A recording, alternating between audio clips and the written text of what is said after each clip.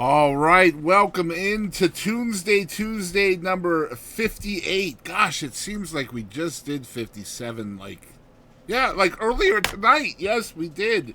It is now Tuesday Tuesday 58 featuring my buddy Christopher Wyze, global blues artist, has come back onto the show to discuss his not one but two Christmas releases, and we're going to be playing a New Year's song from a friend of his that is also on one of his Christmas releases. We're so stoked about this. Chris is probably one of my favorite blues artists right now, if not the favorite artist of mine for the blues category. I love this guy. I love his story of inspiration. And guys, without any further ado, we're going to get right into it with the one and only Mr. Christopher Wyze right here on Tuesday Tuesday. Usually I say for the first time, but this is the second time we have chatted with Chris. Let's get into it. Christopher Wyze from Christopher Wyze and the Tellers, my friend. How are you doing today, man? I'm doing great, Boston Chris, and I'm glad to be back on the show. That was fun the last time. Hell yeah. And it's great to be here again. Yeah, same. Man, this time of year is interesting in the music business because a lot of people are coming up with Christmas songs and holiday songs and things. And man, I absolutely love what you have done this year. You've taken at least one of these two songs that we're going to be featuring tonight, your two Christmas singles, is an old blues number, right? It's like an old Oh, man. song. It is. It's called Christmas in Jail, Ain't That a Pain by Yeah. Leroy Carr and Scrapper Blackwell, who are from Indianapolis. That's where I live, man. And they live their whole life here. And so I'm sort of a geek on Leroy Carr and Scrapper Blackwell. And this was a 1929 recording. And so I had to do it. And we kind of put our own spin on things. Yeah, it's awesome, and I love how you just the way you put things out for consumption as well. Like the video is live in the studio, and just it's such a behind the scenes kind of vibe, man. And why do you decide to do stuff like that? Because it's really salt of the earth, isn't it? Well, it is. Chris, you and I've talked before. My band got started as a studio project, Sure. and then our records have taken off. And my way of connecting with our audience is through music. We hadn't been out touring, and we're starting to do a few shows. So I think the folks that listen to our music expect, hey, man, get to the studio and make some new stuff. So I thought Christmas was a great time to do it. And because that's our audience as well, I always feel like we need to take pictures. We need to shoot video when we're doing things so people can see us. And I have a great filmmaker 90 minutes south of Memphis where we recorded. His name's Coop Cooper from Clarksdale, Mississippi. He filmed our Whoops over there live in Clarksdale show. And so Coop told me he was going to be in Memphis the night before our session the next day, doing some filming. I said, just stay another day, dude. I need you in the studio. So he set up 5 cameras and away we went. And just to clarify for people out there, this was done at Royal Studios in Memphis, and it still has that Clarksdale. It's still Clarksdale is still involved always with you, isn't it? Yeah, it is, and a lot of blues guys have recorded their Royal. I didn't know this. It's a long story how we got there, but Johnny Phillips with our record label, Big Radio Records, kind of got me connected with Boo Mitchell at Royal. And Royal is really a big part of the Memphis sound. When that stuff started coming out of there in the 50s, they made it happen. Al Green's the big guy who they discovered and put Yeah. on records. And the guys I played with in our band on these songs that hopefully your folks will listen to, that's the guys. I mean, they're still making music, and that's the house band. And I said, hey, Boo Mitchell. Boo Mitchell is the producer and one of the studio owners. He said, hey, you need a band? I said, yeah. He goes, I got the best there is. So I said, let's do it. And so we had the high rhythm section. Not all of them are still living. They've got a couple of folks that are newer, but a couple of them are up there and have been doing this for 50, maybe 60 years. Yeah. So their sound is just dripping out of that joint. And, I met them that day. It's like, I never met you guys before. Let's go make music. And they couldn't have been any better or easier to work with. Yeah, we talked with Chris earlier in the year on a full deep dive interview, which was so interesting to me. And a lot of times in those interviews, the questions are a little more hard hitting; they're a little more telling. And so I don't really ask the light questions during those interviews. But man, I got to tell you, from somebody like yourself who got a late start in this and is just popping off all over the world, this has got to be really surreal to you, right? Like all of these things that are happening to you, like you find yourself with these incredible musicians, you're in this incredible studio, like it's just got to be. Do you ever take a moment and reflect on that, man? Well, I certainly do because, as a younger person, you hustle and you work and you got your head down and Yeah. you probably never do that, right, Yep. Chris? And today, I'm like, my real career is over. I'm trying to do another one, and this one's all about joy. It's fun every step. I love these guys. We're in the studio there at Royal. We take a minute to eat some chicken and have a paper plate lunch, and we're all talking about the music biz. And these guys are telling me what it was like to tour with Al Green and make music at Royal. And I pinch myself. I'm so lucky and fortunate. And Chris, what you learn, I think what I learned is, yeah, if you have a lot of people around you who are really good and they're really, really good, they're really nice. I think it's maybe the people that are trying to act like they're good and so forth that maybe aren't the nice guys. I mean, I love what you do. You've helped me. So many people have helped me. It's unbelievable. And I don't know why, but I'm going to take it. Man, yeah, toxicity takes too much effort, man. Let's be real, right? It's just takes too much effort, and I think the older we get, the more we realize that, right? Like, it's just so much easier to be kind. I Yeah. think, and that realization hits you with maturation, I think, and that's kind of the growth process of being a human, really. I love that you're reflecting though, because that's important, man. It truly is, and I love what's happening for you. And I know the work ethic is there, right? Because Christmas is a time when a lot of artists will kind of take some time for themselves. And obviously, these songs are not made at Christmas. They're probably done late summer to get ready for Christmas and all that. But talk about that work ethic to not take the time off and drive forward with a couple of holiday songs instead of just saying, see you next year, right? Well, my wife was kind of like, you seem to work as hard at this music stuff as you did when you were, in your regular career. I was an advertising guy. I worked too hard. I killed myself, and uh, you know, ended up in some, kind of not feeling so good about things and thinking I can't do this anymore. That kind of stuff. But no, the work ethic's still there, but now it's for something that is just pure enjoyment, Yeah. And so my wife's like, "What are you working on?" I said, "Well, I'm working with this video thing and I'm doing this." And she goes, "Oh, I'm sorry." I'm like, "No, no, it's cool. I love doing it. It's too fun." So, yeah, I think I learned the work ethic because for a long time I was a business guy and I didn't eat so good, Chris. I had about 9 years of struggling where, we didn't get a lot of paychecks and stuff like that. And I don't want to go back there. And so I just worked hard and probably worked too hard, but that's where the work ethic came from. Is you got rewarded kind of in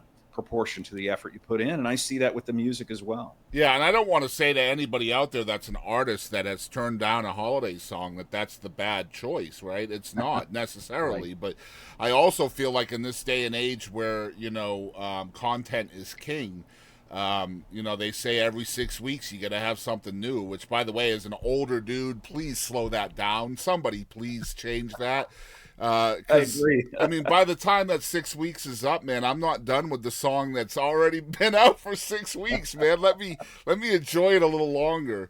But I get it, right? Like it just breeds that excitement for fans that love your music and what you do because you're always supplying something new for them. Is that part of the strategy for Christopher Wise? Well, it is. I looked at it, and it's funny. I said to myself, I get to make a Christmas song. It Right. was more like that. Hey, this is so cool. Look at this. There's Christmas, and we can make a song. So yeah, I need to keep things out there because I said we're just starting to play as a band out in front of people. I've been doing it for 20 years. I've been in various bands, as have all of my bandmates.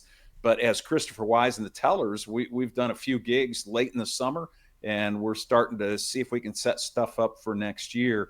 And so the way I connect with people now is to send my music out and travel for us, and our Facebook and our YouTube, and we put videos out. We put a lot of stuff out there, and it's fun to do. I was an ad guy. I know how to make stuff. I'm a Yeah. producer. I know how to write stuff and design stuff and work with video guys and music people and so forth. So it's fun to be able to lean on a little bit of that. And you mentioned the doing this maybe in the late summer. I think most people do. We recorded both of those songs on one day, September 25th Yeah. See?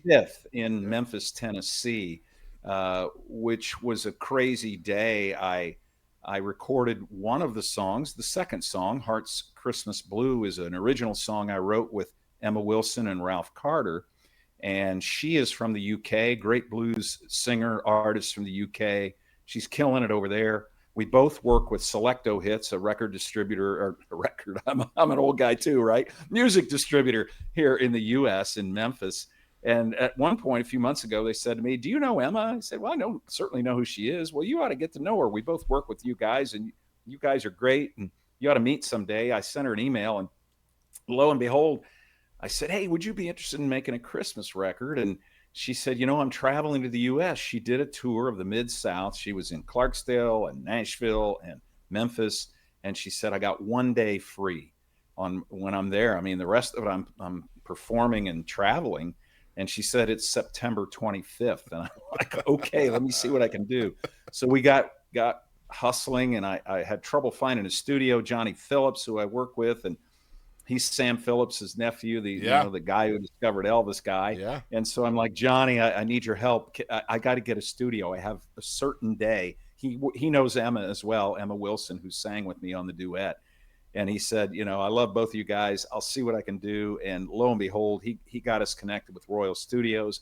I got a call at night from Boo Mitchell, the producer, studio owner. Johnny Phillips tells me, "You need some help. What can I do for you?" I said, "Da, da, da, da, da. I got one day I can do it." He goes, let me look at my calendar." He goes, "I got one day open in the next month." I said, "What day is it?" He said, "September 25th. I said, "That's the Serendipitous. day I can Yeah, do that's it." it. That's And yeah, it all fell into place. Emma, I'd never met her before. I picked her up at the hotel in Memphis that morning. We'd had a few chats on WhatsApp and did some emailing and texting, but I met her that morning, and we were kind of like long lost friends. It was like, "Emma, how you been?" And off we went to the studio and started making music. So we actually recorded 3 songs. She and I did a duet. I did a song with the band, Christmas in Jail, and then she did a song with the band, What Are You Doing New Year's? So I think her song's out there right now too, kind of for her fans. oh So we well. did that all in one day there at Royal Studios. I think we'll try to play that today, perhaps as part of this show. Why not? Right? Cool. Yeah, we'll Yeah, try why that. not? She's terrific. So Heart's Christmas Blue is an original, then, huh? It is. Yeah, I had this idea of the duet. I imagined this kind of old kind of song, guy singing about this girl that he used to, be in love with, and the girl kind of singing about the guy, and she kind of feels the same way, but it's over, and then they start thinking, "Gee, it's so sad at Christmas. Wouldn't it be great if we could get back together?" And hey, I'm not going to tell you how the story ends, Chris. You're going to have to listen to it. Yeah. So we put the duet there, and we sing back and forth a little bit. I was imagining, I was back in the 40s or 50s and going back to Royal Studios. The building was actually built in 1915. So it was the perfect place to record this. And we got to stand across from each other in the vocal booth. And we just sang this little duet back and forth while the band kind of did their thing. And it was fun. It was fun to write. I took the crack at the lyrics, and then Ralph worked on the music, and then all 3 of us collaborated to finish the song. And then the studio and the band, the guys made it all happen. What was the decision to release 2 holiday songs? Because typically, an artist will let one song just kind of rule that season. So, was it just because you had the original, or was it because the Christmas in Jail was just a song that resonated so much with you? Well, my first thought was to do the duet, because I wanted to do an original. I think Right. our people are used to listening to our originals, and so I wanted to do original. And then I thought, well, goodness gracious, I'm going all the way to Memphis. It's 5 hours 6 hours, 7 hours from my home. And the band's going to be there. The film crew's going to be there. I mean, this is crazy to do just one song. So it was just kind of like, hey, let's do another song. And then I was like, well, how about this one? And I was familiar with Christmas in Jail by Leroy Carr and Scrapper Blackwell. And I just totally love their stuff. I've only recorded ever 3 cover songs, and they've all been by Leroy Carr and Scrapper Blackwell. Yeah. So I had to keep the streak alive, Chris. What is it about them that resonates so much with you, Chris? Well, they were from my hometown here, Indianapolis. They played a style of music that almost doesn't sound like the other artists of the 20s and 30s. You know, we listened to some of the old Robert Johnson stuff and some of the old artists, you know, Blind Lemon Jefferson and so forth. And it sounds different to our ear. It doesn't sound like, well, you know, you sound like it's history. But their stuff had a sound that still sounds contemporary today almost. Just 2 guys. Leroy played the keyboards. Scrapper played the guitar. They both did a little bit of singing. And so I think the style of their music just really captures me. And the fact that they're from Indianapolis, they both met a tragic end. They're both buried here. They both recorded songs in a hotel room here. Their first big hit was recorded in a hotel room, 20 minutes from my house. I'm sure I've never figured out which one it was, but it was in downtown Indianapolis. Wow. And it was recorded by Vocalion Records, which was a record label in the 20s and 30s that recorded a lot of great blues acts and black artists and so forth who, maybe couldn't get recorded elsewhere. And so Vocalion would go around the country and find these artists and record them. So the song How Long Blues, which Clapton and B.B. King and Bonamassa and everybody in the world's played that song. Well, that's a Leroy Carr, Scrapper Blackwell original, and one of the first million-selling songs in America was recorded here in Indianapolis in a hotel room. I mean, that story just kind of gets me. And their gravestones are here. They're, like I say, they're buried here. Leroy died at age 30. Wow. He drank too much and was sick. And then Scrapper wrote a song about it that'll just tear your heart about. My good friend Leroy Carr is gone. Oh, my. And then Scrapper it kind of left music and came back in the late 50s, early 60s and was starting to make music again. And he was murdered in Indianapolis in 1962. And it's just a tragic tale. It's never been solved. So you got these 2 great bluesmen, and I don't know that anybody in Indianapolis knows they're here. So I just get a kick out of spreading the word about. Man, Leroy you know what, Carr. Chris? You're such a freaking writer, man. You should write a book about them and let people know that they're there. Honestly.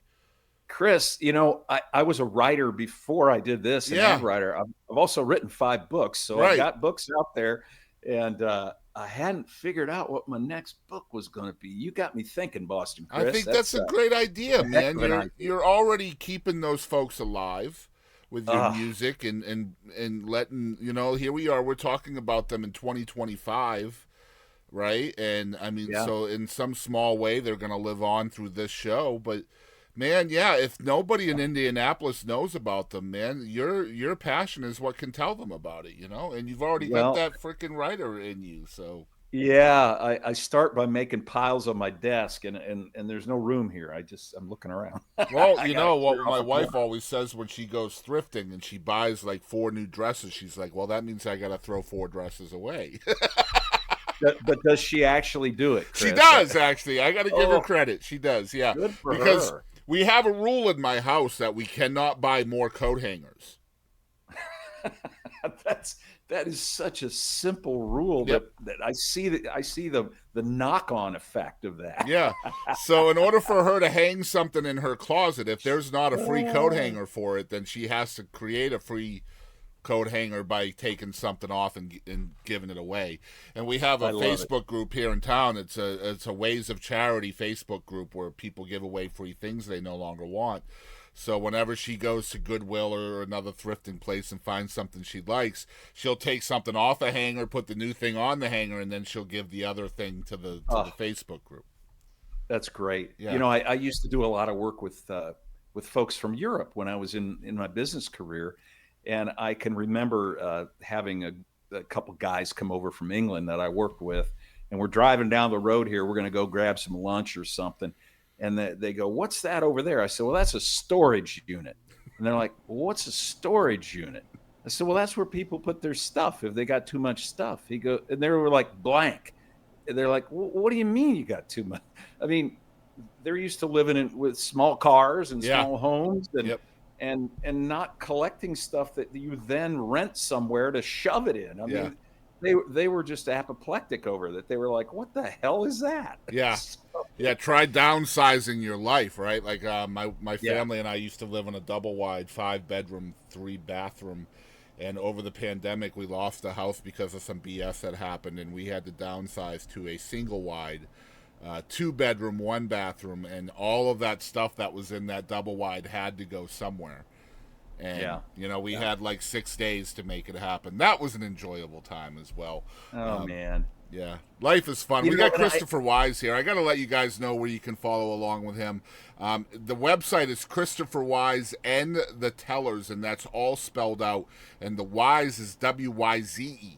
Okay, so keep that in mind. Christopher Wyze and thetellers.com. We'll make sure there's a link to that in the description below. The 2 songs we're going to be playing today has now been gone to 3. We're going to play 3 now. We're going to play Christmas in Jail. We're going to play Heart's Christmas Blue. And we're going to play the 3rd one that they recorded that day, which is a New Year's song by Emma Wilson. So we'll add that as well. That way she'll get some love twice here tonight as well. Emma was such a delight to sing with. She's a real pro. She had this little Cupid doll thing, "Oh honey," kind of singing like that. I'm like, "Hey, what am I? I'm chopped liver. I'm the straight man over here." Guys can't do that kind of stuff. But she was just a sweetheart. I mean, I listen to the song and I just kind of get a big smile on my face. She was a great fun to work with and a beautiful, beautiful singer. I absolutely love how music can bring folks together from all over the world in the slightest ways, right? Like just like you needing a studio and happen to run into the Phillips family, who is just iconic in Memphis, right? I mean, if you hear the word Phillips and you're in Memphis, you should already know that you're amongst royalty at that point. Yeah, and the thing is, they're just nice people. They run a small business like a lot of other people, and they were started in 1960. I'm kind of a history of the stuff that I'm involved in now. I really like that. That company was started in 1960 by Sam Phillips, and they were a record distributor. I said record distributor because I think they took records and stuffed them in boxes and envelopes, sure did, and shipped them all over the world. Right? Yeah. They still have that lathe too, by the way. That like Otis Redding and Try a Little Tenderness and all those old songs were made on. I've touched that lathe, so yeah.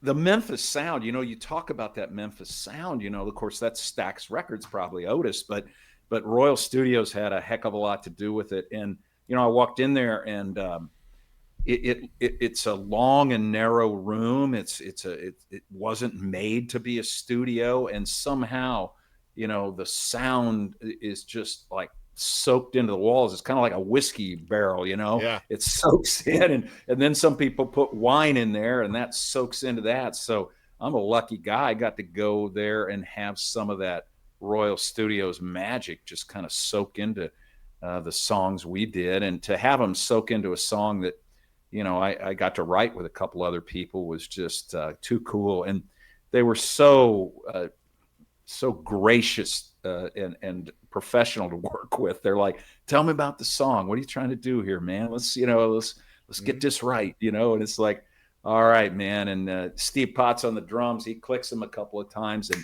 boom, the guys just get it on, man. They're amazing. It was really fun to do. Yeah, and you're part of that energy now too, Chris. So congrats on that, man. You're forever part of that energy of that place now too. So, but yeah, man, it's so good to talk to you again. You're welcome here all the time, and we'll get into the music, man. You have a great one. All right. Thanks so much, Boston Chris. Love your show. Yeah, love you too, man. You have a good one. All right.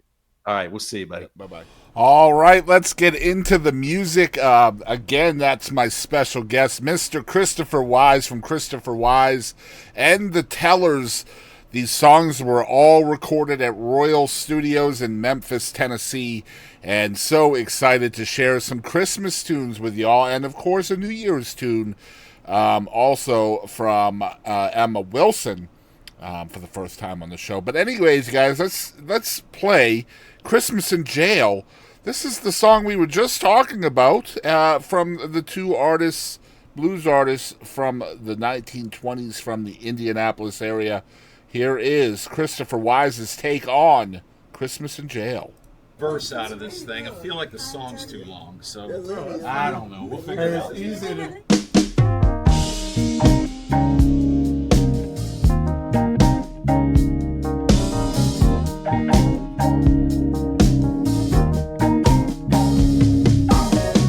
The blues come falling, they fall like drops of rain.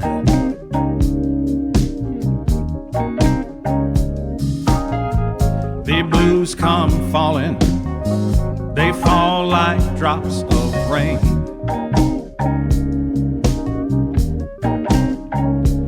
I got to spend my Christmas locked up in jail again.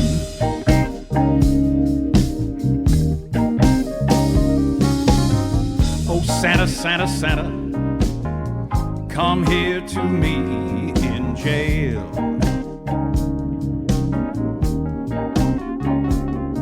Oh, Santa, Santa, Santa, come here to me in jail.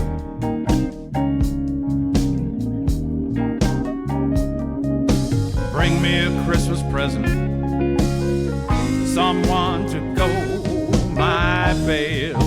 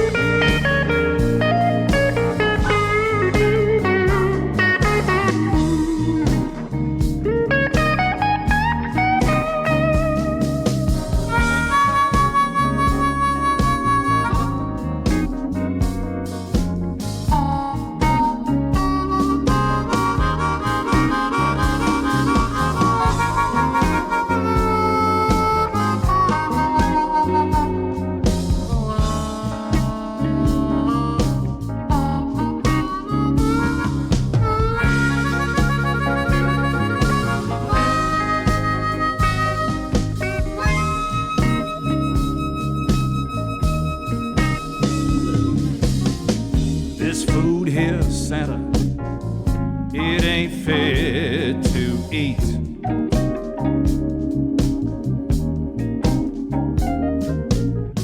This food here, Santa, it ain't fit to eat.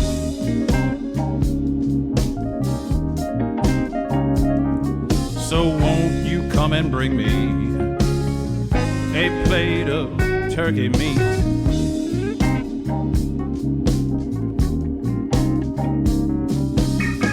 The blues come falling, they fall like drops of rain.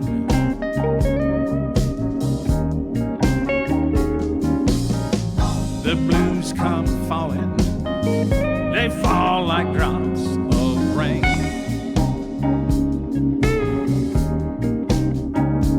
I got to spend my Christmas locked up in jail again on Christmas Day.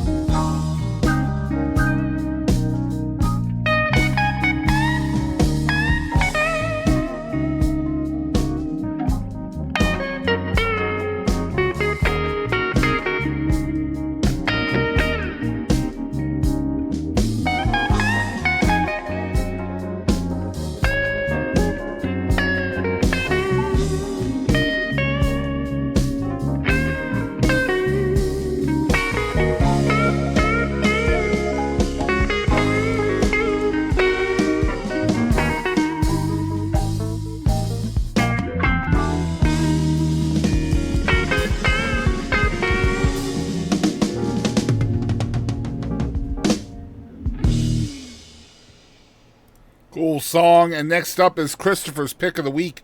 What Are You Doing New Year's Eve by Emma Wilson. When the bells all ring and the horns all blow, and the couples we know are fondly kissing, will I be with you or will I be among the missing?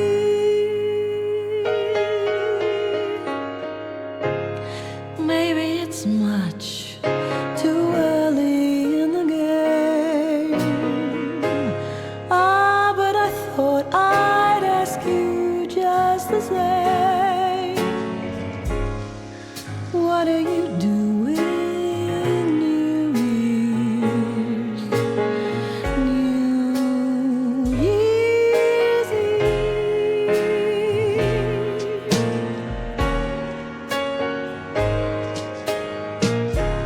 Wonder whose arms will hold you good and tight when it's exactly 12 o'clock that night, welcoming in the new year, New Year's Eve. Maybe I'm crazy to suppose I'd ever be the one you chose out of 1,000 invitations you received. But in case I stand one little chance, here comes the jackpot question in advance. What are you doing?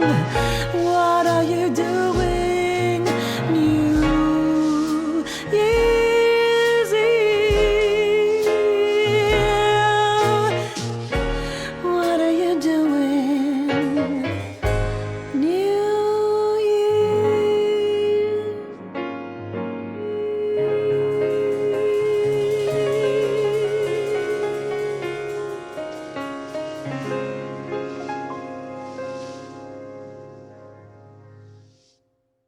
All right, and our second song from Christopher Wyze and the Tellers is the original Christmas tune, Hearts Christmas Blues. Christmas, Christmas feels different this year. Snowflakes start to falling, but no tidings of good cheer. And when old Santa comes a-calling, he's gonna bring a tear. Blue Christmas, Christmas, Christmas, wishing you were here. Christmas, Christmas, Christmas looks so different this year. Red and green, those pretty lights, they just won't appear. And in the foggy Yuletide haze, clouds surround me far and near. Blue Christmas, Christmas, Christmas, wishing you were here.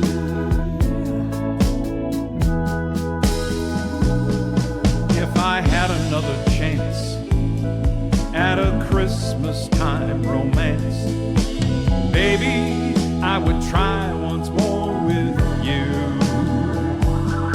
And I'm sitting by my phone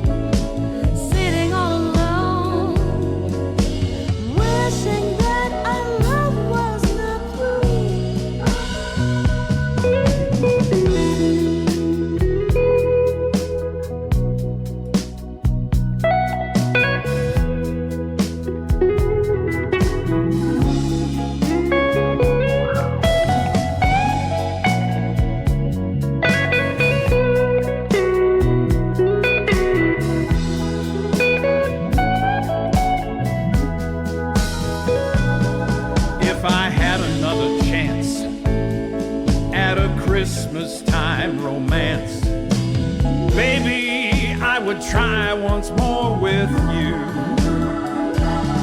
And I'm sitting by my phone, sitting all alone, wishing that our love was not through. It's Christmas, Christmas, Christmas.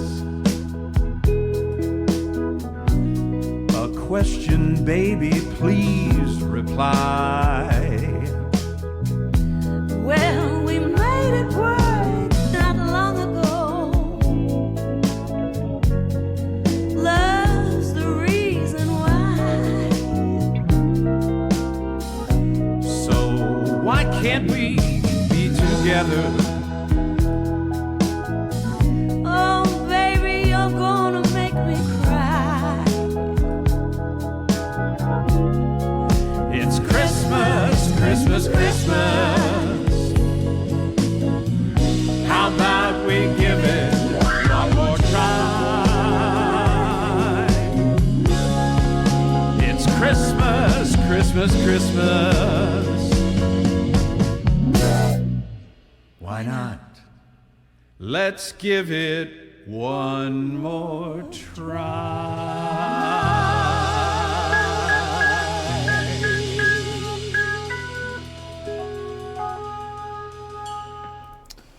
All right, thank you so much once again for watching Tunesday Tuesday number 58 with my buddy from Indianapolis, Mr. Christopher Wyze from Christopher Wyze and the Tellers, debuting not just one but two Christmas tunes here tonight from his repertoire. We're so thrilled for Chris and everything he's got going on.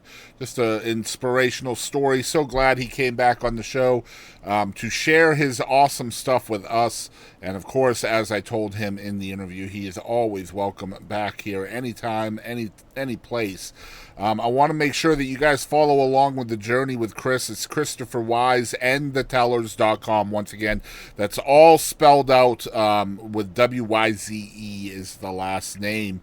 Make sure you go over and check him out. He's on Facebook. He's on Instagram and all the socials. So follow on your favorite platform. And then next week right here in this space, Tuesday night at 6 p.m., will be episode number 59, where we will be talking to country music icons T.G. Shepherd and Kelly Lang right here in this space 1 week from today. And they will be chatting about two of their Christmas songs from their Christmas album that they just released, which is a duo album with the two of them on it. So stoked to have them here next week. And of course, next Tuesday night at 8 p.m., we have Blank Page, which is a young duo that we're going to have here on the show for the very first time. We'll be introducing y'all to them. Very excited about Tunesday Tuesday every single week, so make sure you're following along at the Boston Chris Show everywhere. We're that everywhere. So whatever your favorite platform is, follow along, and we will catch you down the road. Thanks for tuning in.